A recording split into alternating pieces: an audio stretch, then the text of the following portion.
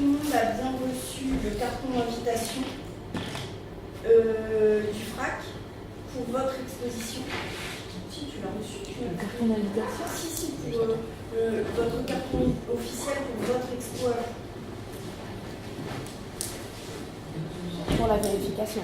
Oui, pour la vérification. Ah oui, pour la vérification, tu veux dire. Oui, d'accord. Oui. Donc après, c'est à vous de l'utiliser comme vous le souhaitez.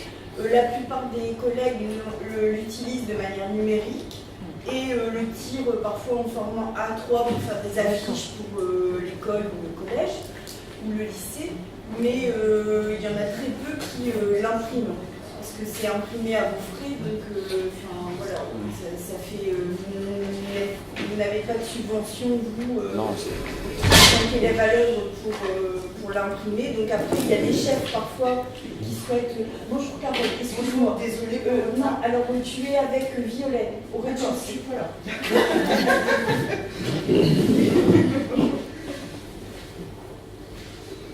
Mais si tu veux prendre un café, te poser parce que tu as fait de la route, c'est Parce que j'ai 2h30, donc. tu vois, tu sais, ouais, je prends un petit café.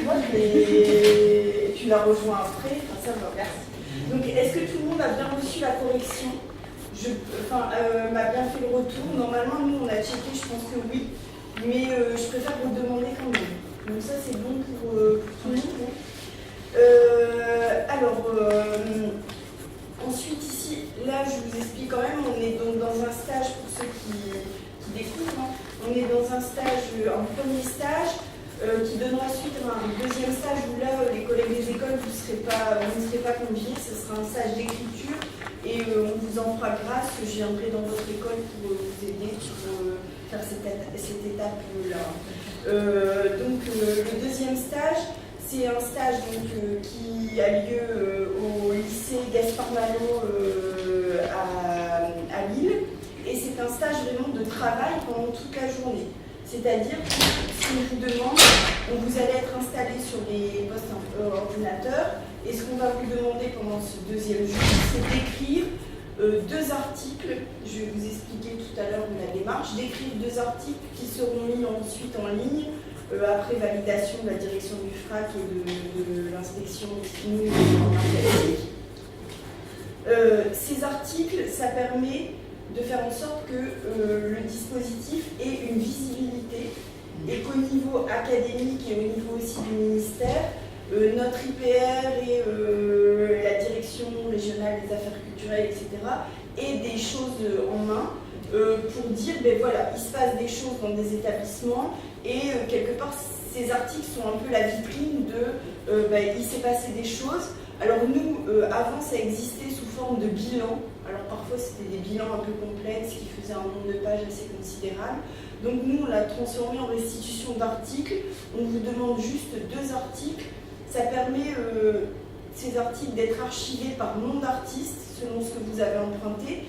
Et ça permet de pouvoir ainsi créer une banque de données d'articles réalisés sur tel et tel artiste. Et comme ça, les collègues qui vont vous succéder peuvent aller voir sur le site au fur et à mesure des années ce que vous avez fait, les temps forts de votre projet, etc. Voilà. On trouvait que c'était plus intéressant de faire ça que des bilans qui sont archivés au rectorat et qui ne servent pas à grand chose. Au moins, ça a une visibilité et une utilité pour les collègues futurs. Oui. J'imagine avec des visuels, des travaux d'élèves. Oui, je vais y revenir après, mais je vais vous expliquer ça en détail.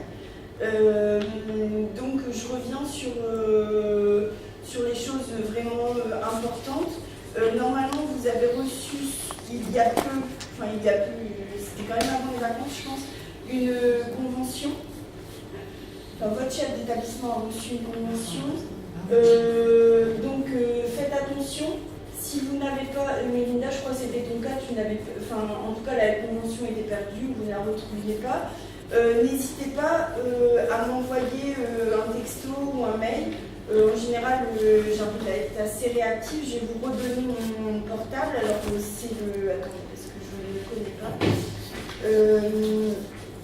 C'est le 06 14 39 81 57.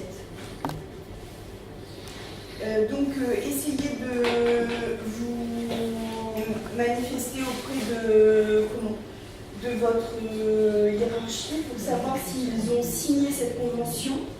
Parce que nous, parfois, on voit, enfin moi par exemple, pourtant, vous voyez, ça fait plus de 20 ans que j'emprunte, voilà.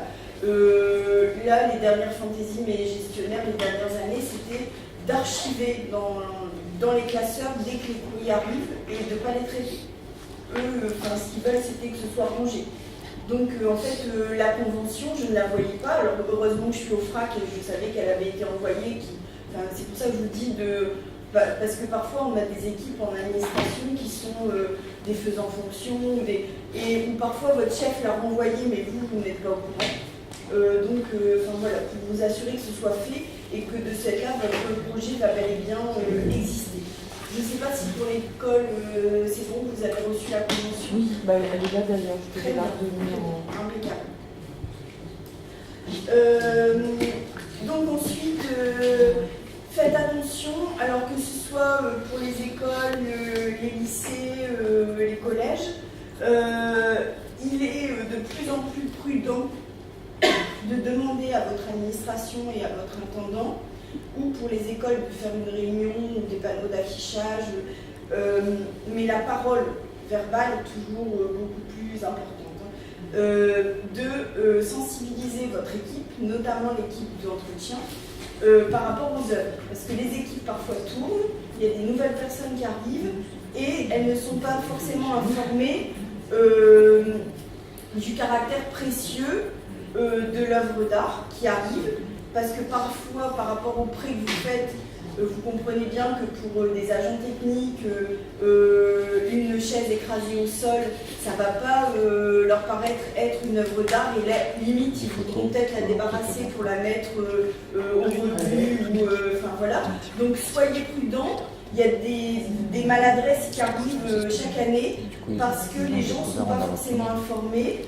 Je vous rappelle que les œuvres doivent être exposées dans un espace fermé, d'accord, qui ne doit pas être, parce que moi c'était le cas il y a 2 ans, ils ouvraient les portes parce que pour leur machine de nettoyage pour le couloir, pour le grand couloir de l'établissement, ils sont branchés dans la salle d'exposition. Et donc ils laissaient la porte grand ouverte pendant qu'ils faisaient le ménage. Et donc là j'aurais dit, mais c'est pas possible quoi. Parce que tout le monde pouvait entrer pendant ce temps-là. Et il y a d'autres prises. Et alors, mais eux, si vous voulez, c'est dans leur rituel. Ils avaient l'habitude de se brancher sur cette prise-là.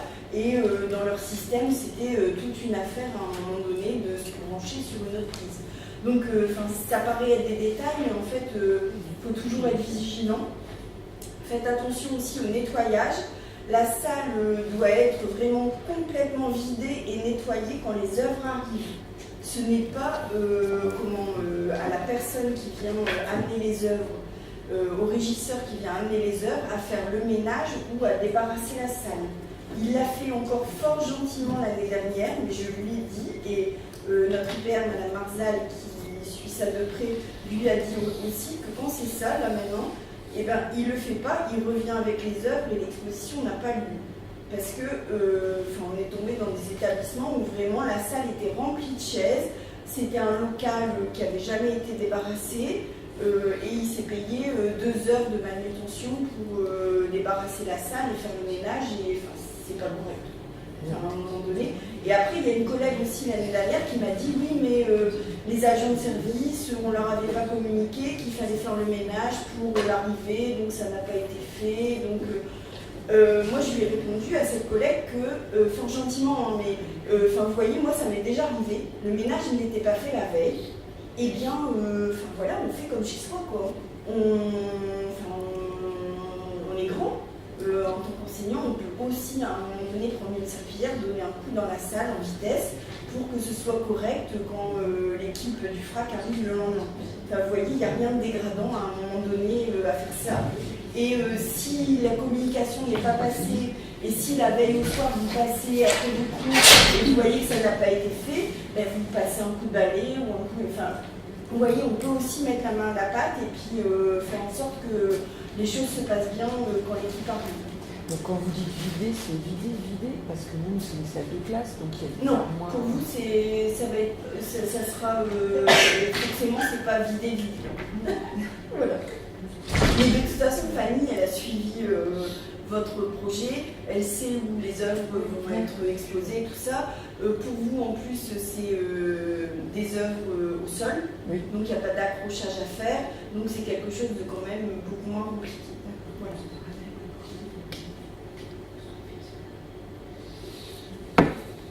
Alors pour les œuvres murales, je vous rappelle que normalement,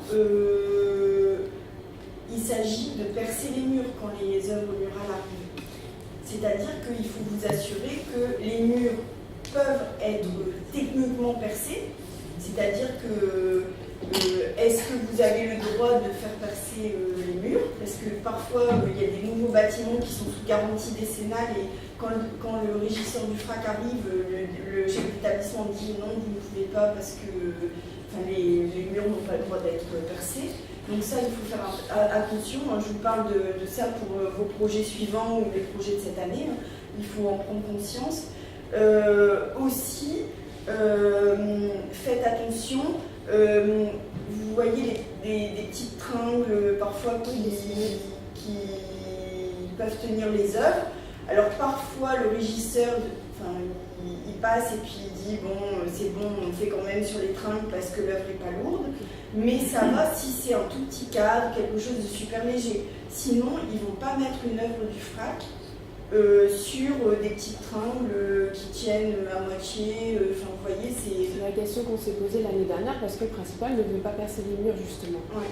Et donc du coup après ça devient vite limité parce qu'il y a beaucoup d'œuvres à accrocher au mur. Ouais. Et on se posait la question de savoir s'il y avait d'autres solutions. Donc on avait parlé justement des cimaises et on se demandait s'il n'y avait pas des grilles spécialisées pour ce genre d'accrochage. Non. Et nous, on évite absolument de mettre les œuvres du FRAC sur des grilles justement. On essaye de faire en sorte que ce soit quand même un accrochage qui fasse, je ne vais pas dire muséal, mais vous voyez, que ça ne fasse pas une exposition. Non, c'est pour ça que je demandais s'il n'y avait pas des grilles pro justement, des choses jolies. Non. Donc les cimaises, c'est vraiment pour les petites œuvres. Oui. Si jamais ils décident. Et il faut qu'ils voient si le crochet en question est sécure et tout ça. D'accord. Parce que, donc en parler avant de faire les choix d'œuvre. Voilà. Vous faites en gros plan la photo que vous pouvez m'envoyer par texto ou autre, peu importe.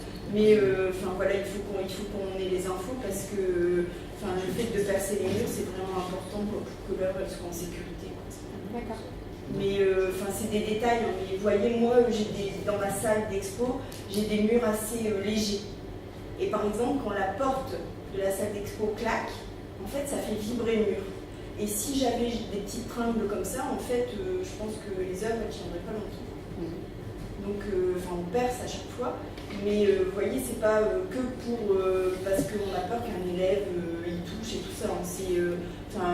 Parfois, il y a des choses qui arrivent qui ne sont pas du tout volontaires. Vous voyez, il y a quelques années, on a eu le cas aussi d'un agent d'entretien. Quand c'est sur des petites tringles comme ça, c'est assez. Voilà, c'est pas de. Ça peut tomber, ça peut vite.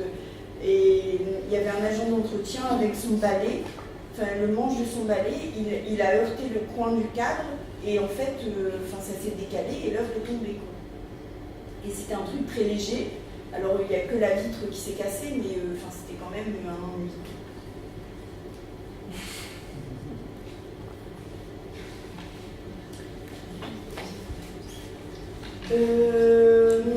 Ensuite... Et le sol, il doit être protégé ou pas? Non. Normalement, je vais noter pour vous. Un marquage au sol avec un périmètre. Est-ce qu'il faut mettre quelque chose sur le sol? Non, parce que, alors pour vous, je pense que je vais apporter, parce que je serai là au jour de l'accrochage. Si je suis pas là, je vais me faire un petit peu. Et donc, je serai présente et je vais apporter normalement une planche. Alors, je vous conseille à tous pour les œuvres qui sont au sol, d'essayer de faire en sorte de.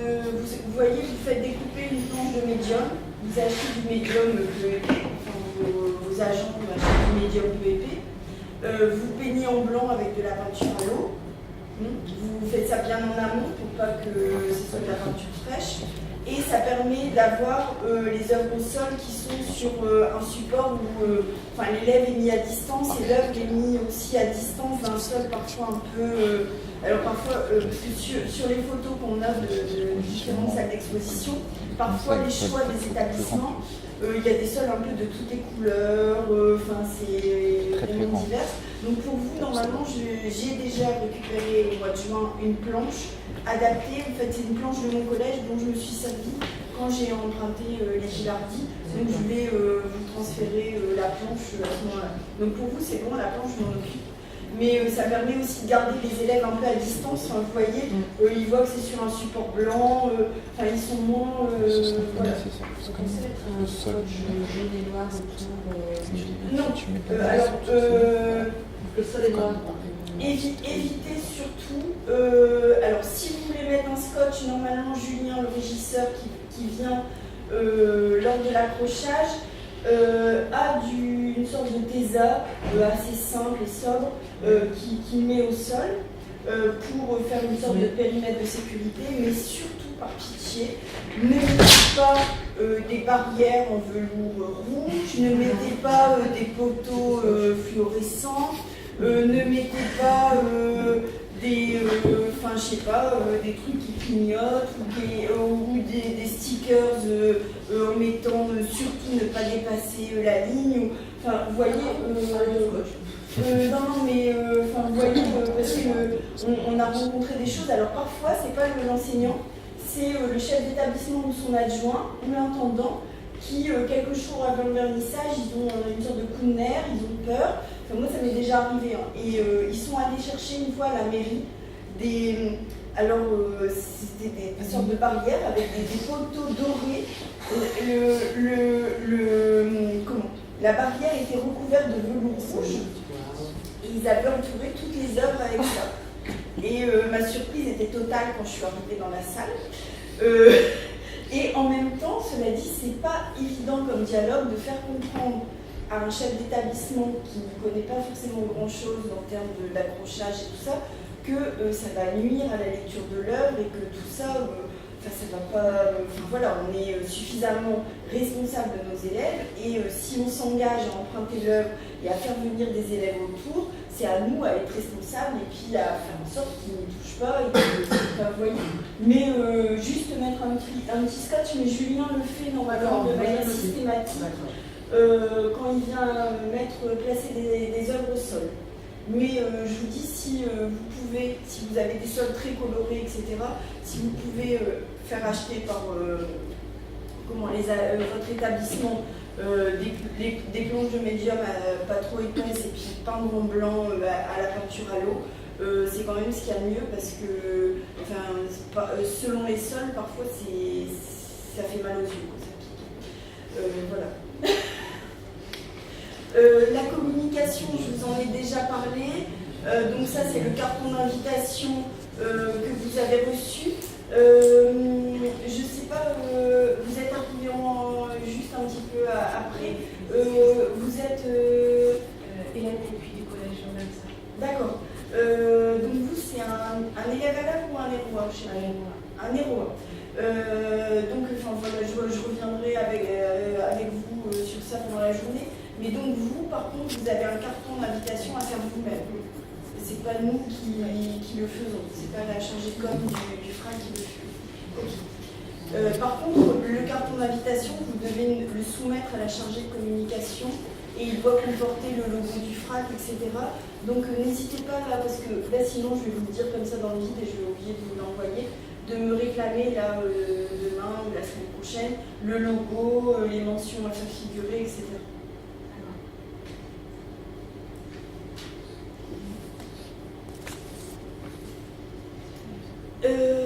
Alors, étape numéro 4, alors, qui est une étape importante, qui est le transport. La plupart d'entre vous, vous avez choisi le transport par le FRAC. D'accord? Donc, je dirais c'est la solution, entre guillemets, la plus simple.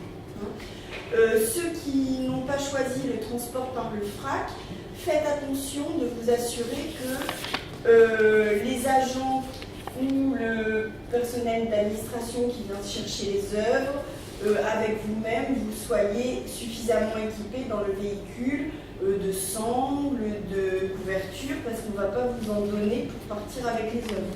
Donc faites attention à bien vous équiper si vous venez chercher les œuvres par vos propres moyens. Dans tous les cas, pour tout le monde, il y a un numéro à l'écran, mais je vous redonnerai la feuille après, mais vous pouvez le noter, ce sera 15 jours avant l'exposition. Je vous demande de prendre contact avec Anne Blondel, qui est la chargée de collection, qui se charge de l'organisation de la sortie et de la rentrée des œuvres, pour savoir à quelle heure arrivent les œuvres, à quelle heure approximative, hein, parce que si vous êtes à l'autre bout de l'académie, comme là aujourd'hui, vous voyez bien que quand on arrive et qu'on a de la route à faire, on n'est pas forcément pile dans les temps.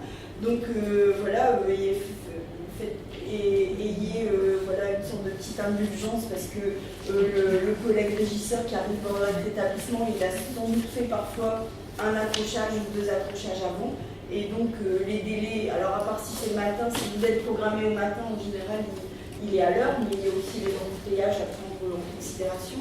Donc voilà, vous prenez contact avec Anne par téléphone et par mail. N'hésitez pas à me mettre en copie du mail. Comme ça, si Anne est en congé ou si elle n'est pas là parce qu'elle est en déplacement, je peux prendre le relais.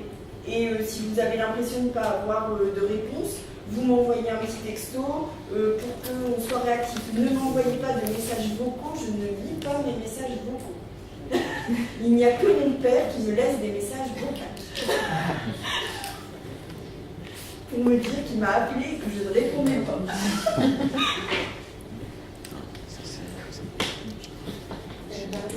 Oui, parce que dans l'établissement, elle a reçu la convention à renvoyer et il s'était stipulé qu'un mois avant justement l'emprunt, il fallait renvoyer cet exemplaire-là. Oui. Donc c'est la convention, vous l'avez envoyée? Oui, donc ils l'ont, c'est ma chef d'établissement, mais elle disait que c'est bizarre de la renvoyer à nouveau encore un mois avant. Écoutez, je suis sûre que c'est d'accord. Ah oui, c'est ça, il faut la renvoyer. Non, pas pour moi, mais c'est parce que là, c'est un autre dispositif. Ah oui, c'est donc, voilà, c'est là, c'est pour vous expliquer, c'est le même dispositif que ce que faisait Fanny dans son établissement. Donc, j'expliquerai après les différences pour ceux qui veulent après passer à un autre dispositif. Ensuite, oui, choisir, pour ceux qui choisissent de transporter les œuvres eux-mêmes, bien s'assurer que le véhicule en question peut accueillir les caisses des œuvres, bien remesurer, même si l'agent vous dit c'est ok, c'est bon, allez remesurer vous-même. Hein, chaque année, on a des histoires avec ça. Faites attention aussi, même si votre projet a été validé, sinon on a essayé de vérifier ça, mais faites attention que les caisses peuvent bien passer aux portes de vos établissements. Pour toi, je sais qu'on avait eu un doute sur la fin, mais on a vérifié. Il y avait un petit bâton qui s'ouvre sur le côté. Et comme tu nous avais fait une photo, on a été rassurés, on s'est dit c'est ok.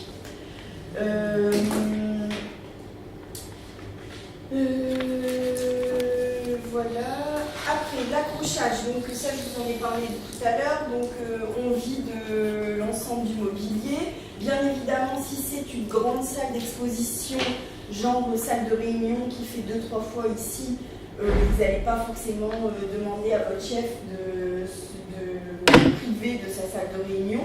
Donc vous allez circonscrire un espace dans la salle de réunion qui sera dédié à l'exposition des œuvres, mais vous allez essayer de faire en sorte quand même de faire en sorte que le mobilier ne soit pas trop à proximité.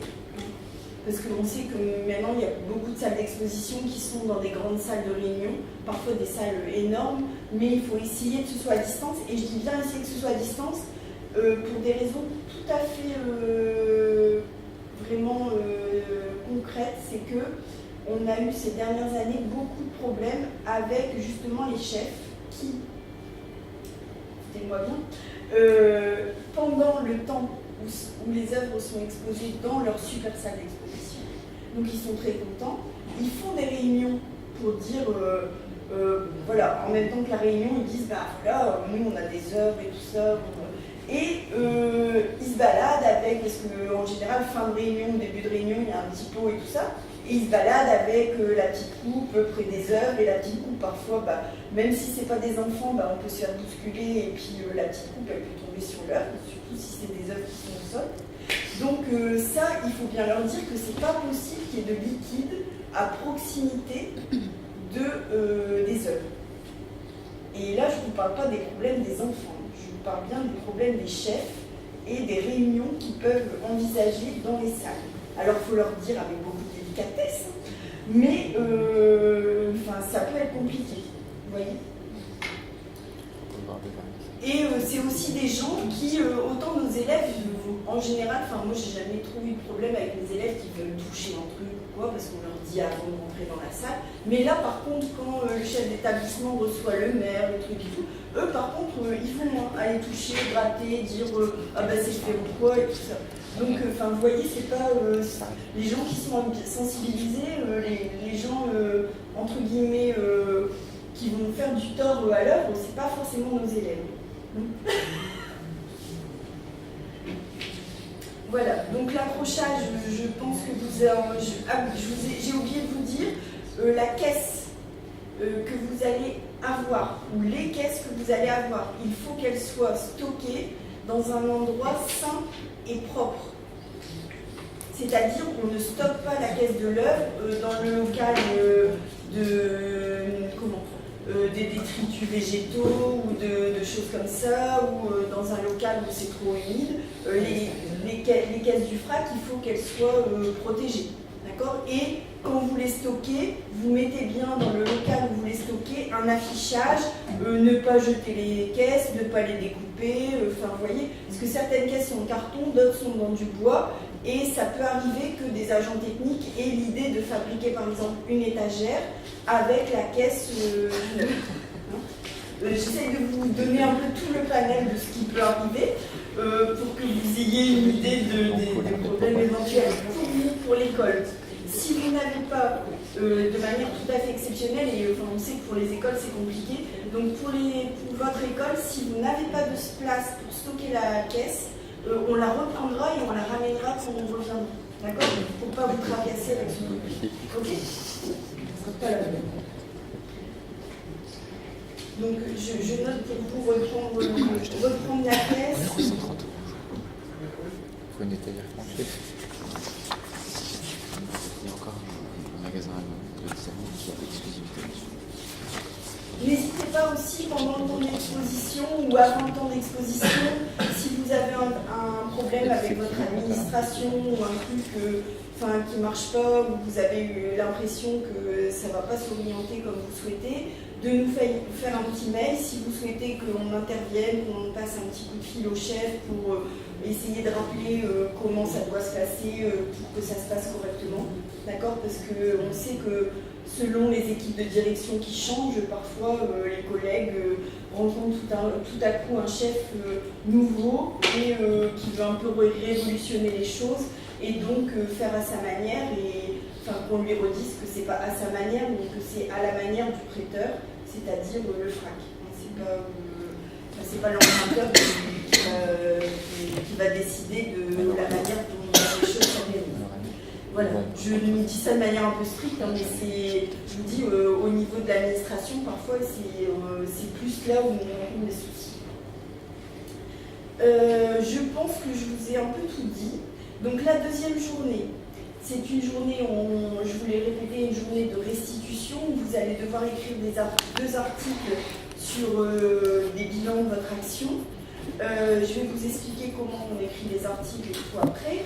Mais suite à ça, si vos articles sont validés, si vous les rendez à l'heure, etc., normalement, mais je dis bien normalement, c'est pas un dû,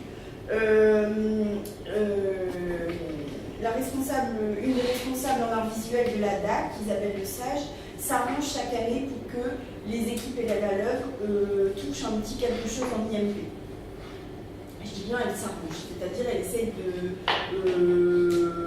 quémander un peu partout pour voir ce qui reste comme reliquat au niveau de la DAC, pour vous donner un petit quelque chose par rapport à l'action que vous avez menée. Je spécifie que l'action, l'IMP, quand c'est ça, ou c'est pas une IMP complète, je ne sais plus combien c'est, mais enfin, selon les années ça change, et parfois ça peut être rien du tout. Donc ne vous étonnez pas, si ça arrive c'est bien, si ça n'arrive pas, c'est que tant pis, elle n'a pas réussi à grappiller des sous pour cette fois-ci. Mais les IMP arrivent uniquement sur le porteur du projet. Elle ne peut pas faire autrement. Donc c'est la personne qui a son nom sur le document d'emprunt, l'enseignant qui a son nom dans le porteur de projet, qui touchera ce petit plus si y a possibilité. Alors pour vous, on essaiera de faire attention aussi, parce que vous voyez, c'est ce genre de choses aussi. Si nos collègues des collèges et du lycée peuvent le toucher pour cette année, et ben pour vous, je suis persuadée que même s'ils disent OK pour le collège et les lycées, ben pour vous, ça va être administrativement un problème pour que vous puissiez les toucher. Mais on va y aller. Par contre, j'ai une question. Oui. Parce que nous, on est sur une cité scolaire, donc on est 2 lycées, professionnels et LGT. Est-ce que c'est plus en cours ou c'est vraiment qu'une seule personne? Non, c'est qu'une seule personne. Mais Mais c'est la personne qui est référencée dans mon tableau en tant que chargée de. Vous voulez que je vous dise la personne? Oh oui, non, pas sur toutes les Je pense que c'est moi, parce que j'ai. Ça arrange. Bon. quelque chose. Je veux dire, mais encore une fois, c'est pas, ne vous attendez pas à des miracles. De plus en plus, quand je vous dis que là, le bilan d'action et montrer une sorte de vitrine de nos actions, c'est important pour continuer à faire en sorte que la DAC puisse donner de l'argent au FRAC pour que les œuvres puissent sortir, pour que tout ça puisse s'organiser. Ça veut dire que là, depuis quelques années, quand même, les restrictions budgétaires sont fortes et que c'est pas si évident que ça pour notre IPR, pour la DAC, pour la DRAC, d'avoir des subventions pour que le dispositif puisse continuer à exister comme ça, et notamment pour que vous n'ayez pas à assurer les œuvres. Parce que c'est une grosse partie du budget qui passe sur l'assurance des œuvres que vous empruntez. Vous n'avez pas de démarche à faire, soit c'est différent. Mais vous n'avez pas de démarche à faire pour assurer les œuvres. S'il arrive quelque chose, les œuvres sont assurées par le FRAC qui assure avec le budget que donne le rectorat et la DAC. Donc voilà, au niveau des assurances, ne vous occupez de rien, parce que je sais que tous les ans, on a toujours une ou deux personnes qui assurent quand même les œuvres, mais franchement, c'est pas du tout utile. C'est pris en compte. D'accord ? Donc après, il y a des chefs qui veulent absolument assurer tellement ils ont peur, mais ça n'a pas de sens. Je ne sais pas si vous avez des questions par rapport à tout ça, n'hésitez pas à m'interrompre parce que je peux être très bavarde et occuper du temps de parole qui peut être précieux pour l'échange. Je vais passer à la mise en ligne. Alors, je vais après vous donner ça. Le document que je vous ai montré, vous allez l'avoir en format papier. Vous allez avoir plein de choses. Vous allez avoir une petite pochette en milieu de journée. Ne prenez pas trop de notes. Par exemple, il y a tout ce qu'on va vous dire, à peu près vous le retrouverez dans la pochette ou on vous le dira si c'est des choses importantes à noter. Donc là, je vais vous parler des articles. Les articles qui seront gérés cette année par Violaine, ma collègue. Donc, comme c'est sa première année, je vous remercie de faire en sorte de l'aider dans sa tâche.